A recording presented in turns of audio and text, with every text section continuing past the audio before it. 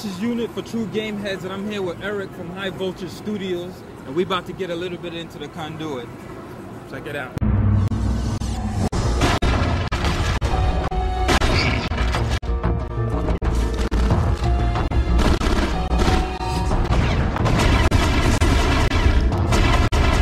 First-person shooters and the Wii. Now, those usually don't go together.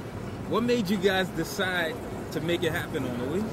Well, really, it was like the fact that we wanted to play a game like this. We were sort of sitting around bemusing the state of the Wii. You know, it seemed like there was a lot of, casual games, a lot of games for moms. Crappy games, too. A lot of crappy games. A lot of bad quality ports and games that really weren't taking advantage of the system.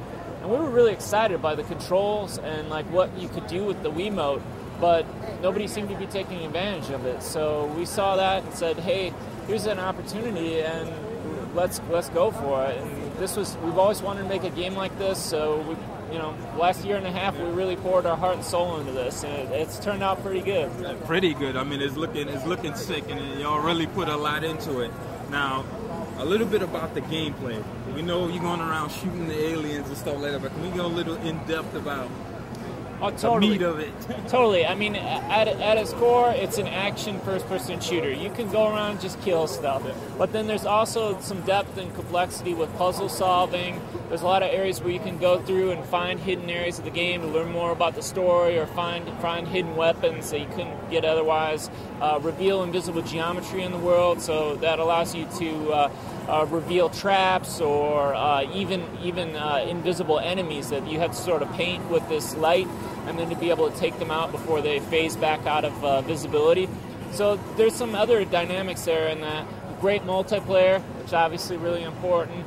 Then the single player experience, we're taking full advantage of the Wii Motion. We have we use the Wiimote not only just to point and shoot, but we've got a lot of mechanics that allows you to bank around corners with using a guided missile kind of approach. There's a weapon that on the secondary charge mode, it goes into kind of a bolo and allows you to shoot people around corners, or if they're ducked down behind cover. It's really cool for multiplayer.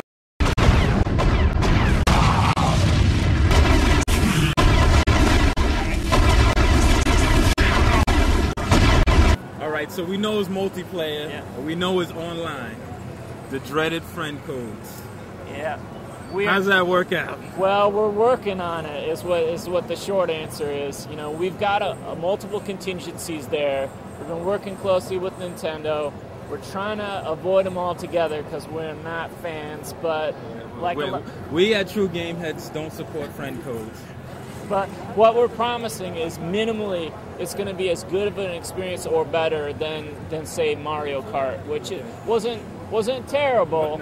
It was a step in the right direction. Yeah, it was a lot better than Smash Brothers Brawl for sure, but still you don't have to wait around forever. You want to be able to get in and play, and we are supporting We Speak, which is awesome because you can trash talk and that's important. Nice. So is it going to be am I able to speak while actually playing, or is it sort of just in the lobby area? No. It's going to be full speak? Yeah, full speak the whole time you're playing. That's the whole fun of it, to be able to talk smack.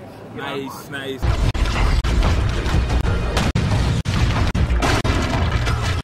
For the single player game, is there any replay in that, once I'm done with the first go around? Yeah, there's a lot of collectibles throughout the world, so you can find out a lot about the story. Kind of how we're telling the story is a little bit different than in some games. We're not smashing you over the head with a lot of canned cinematics.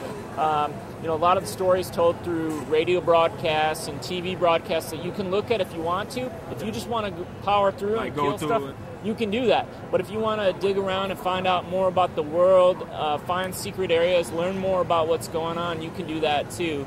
So, there is a lot of depth in being able to go and, if you're a completionist and you want to unlock everything and find out every piece of concept art and, behind the scenes, it's all in there. It's all there.